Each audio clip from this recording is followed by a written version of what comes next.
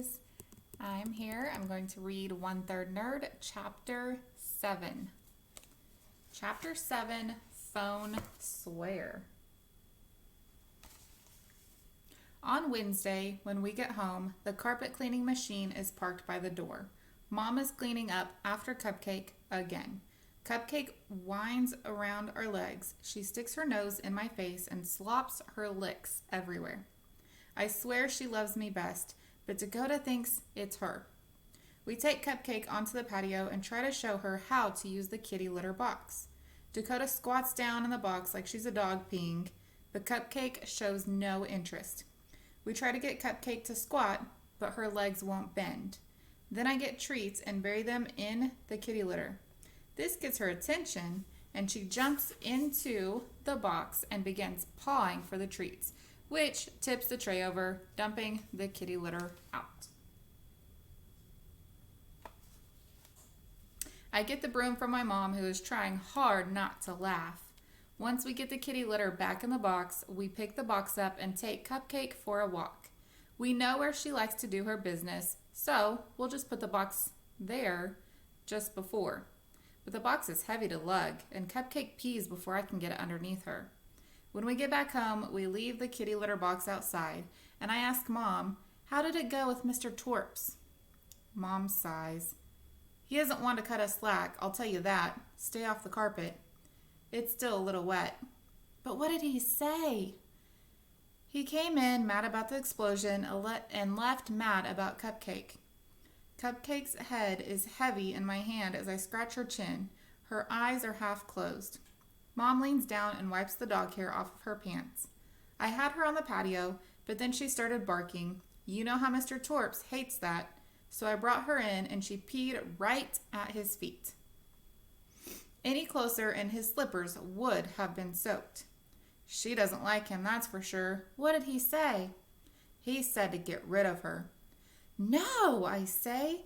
Did you explain that she's got, a medical condition? Mr. Torps is not interested in our dog's medical condition, but there's no way that we are getting rid of Cupcake. My mom climbs up on the step stool to reach the serving trays. She seesaws her head. We'll find her a good home, a place where she'll have her own yard. She'll be an outside dog. She swallows hard. At least let us try the kitty litter, Mom. You've been trying the kitty litter, Mom says, as Cupcake turns round and round, then plops on the floor by Mom's feet. Dakota is back inside now. Mom sets the trays down. We have to do what's right for Cupcake. What's right for Cupcake is staying with us, Dakota declares. I remember how happy Cupcake was playing in our old yard. Then I think about how the second I'm upset, she comes running. She can tell how I'm feeling before anyone else. You'll give us a chance, right? I whisper when Dakota goes into the bathroom. Yes, Mom says. Can we take her back to the vet? I've called the vet several times. She says there's nothing more that they can do for her unless we take her to UCS Davis for special tests. I kneel down by Cupcake, rubbing her belly. Her paws are flapping in the air, and her tongue is lolling out to one side. Look, Mom whispers. Don't get Dakota all wound up about this. I don't have time to deal with her right now. This is just between us, right? Right, I say. That's the trouble with being the oldest. I know things that my sisters don't. It's a lot of responsibility. I get Cupcake's leash and pick up the litter box, but she goes on a sit-down strike. She is not about to pee in that thing. I try to think logically. What can we do about Cupcake's problem? Maybe she's forgotten her house training. Maybe it's as simple as reminding her again. I find her treats and cut them into tiny pieces. Then I take her on a walk, and when she pees, I give her a treat. Good dog, I say. Cupcake wags her tail. Back at home, Mom is getting ready for the 47th party tonight. The 47s all have Down syndrome, like Izzy, which means that they have an extra chromosome. 47 chromosomes in total. Most everyone else has 46. Our apartment isn't big enough for all the 47s, plus it's hard to find parking on our street. But the 47s and their parents don't mind. All the 47 parents are big huggers. Some of the kids are huggers like Izzy, but most of them just say hello. I finished hosing down the patio when I hear my old phone buzzing in Dakota and Izzy's room. The text is from Dodge. He wants to come over. Otherwise, he has to go with Crash to the Sisters in Crime Mystery Writers meeting. He's told me about those meetings before. He says the other members are sweet old ladies who argue about who has a better way to murder people. Crash is their resident expert. Sometimes they meet at Ferroli's. That's how Mom met Crash and I met Dodge. I text him a thumbs up and return the phone to Dakota's bed. Then I get back to thinking of different ways to make money. A bake sale? But how are we going to get the money for the ingredients? We could offer to do chores for the neighbors or call Dad and beg for our birthday money early. Maybe we can make $100 that way, but $3,000? Never. Dakota and I are filling the drinks barrels with ice when Izzy points to our pink wristbands. May I have? Dakota runs the ice cube tray under hot water to get the last pieces out. I'm going to make a blue one for you. Blue is special. Izzy shakes her head. Pink.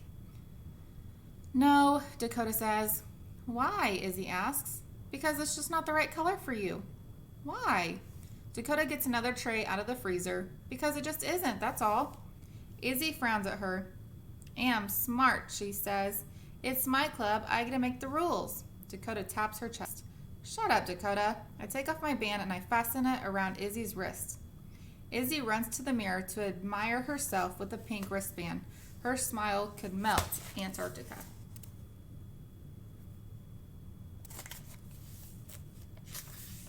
I glare at Dakota. Don't be mean to Izzy. I wasn't. Not letting her be a member? What do you think that is? Dakota's face puckers up like she ate a lemon rind. Anyway, I say, we've got bigger problems. Like what? Dakota asks. I'm not supposed to tell you until after. Well, Mom doesn't want you to get all wound up. I won't get all wound up. Phone swear? Dakota nods. Text it, I tell her. Dakota takes out the phone and texts her promise to Dodge. If I get wound up, Liam gets the phone. Dodge is used to this. We always text him our phone swears. If we don't figure out how to get Cupcake to stop peeing everywhere, I say, then Mom is going to have to get rid of her. She won't. She loves Cupcake. Torp said she had to. Dakota leans back on the couch, twirling her glitter nerd's wristband, thinking so hard I can see the processing icon spinning around on her face. We'll get my nerd herd to help, she smiles. You changed your club name? On account of you and Dodge, she admits. Really? Dakota never changes anything. Once she decides something, it's set, like your birthday. Dodge is coming over, right? Dakota asks. Right, I say. Then Izzy and I go outside to wait for the 47s. It's early, but she gets excited when her friends come over. Maybe this is weird, but I like it when they visit too. I have fun around them, like I did back in 2nd grade, when no one noticed what you did. We watch as a sleek gray car pulls up in the driveway. A lady in a red flower dress gets out and knocks on Torps' door. Mr. Torps comes out dressed in regular clothes with wet comb marks in his hair. When they get back in the lady's car, Izzy starts running towards them. Izzy, wait! I shout as she dives for something on the pavement.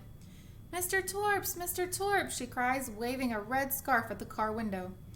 Mr. Torps presses down the window. What? He growls.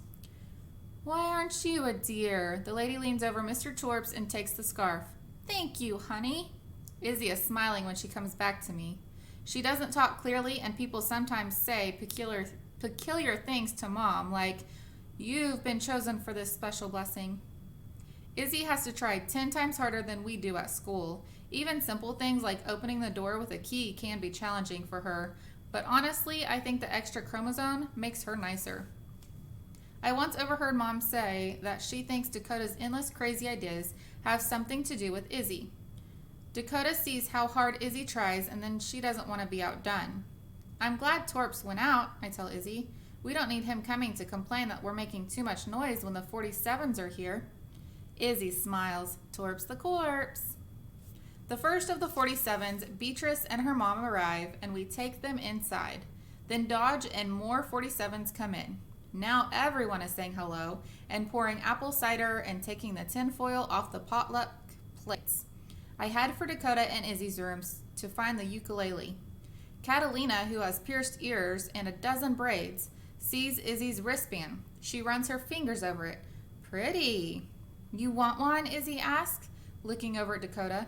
Dakota shakes her head and does a hair whipping no.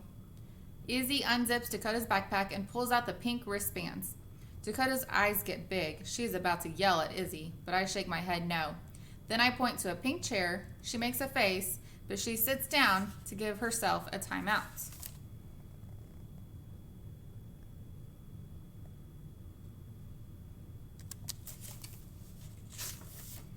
Even she knows not to make a scene at the 47's party. Now everyone has a pink tutu wristband. The bands are a hit. We even come up with a pink armband salute. We all crouch in a huddle, and then we jump up and shoot our band hands up in the air. It's pretty fun. The end of chapter 7.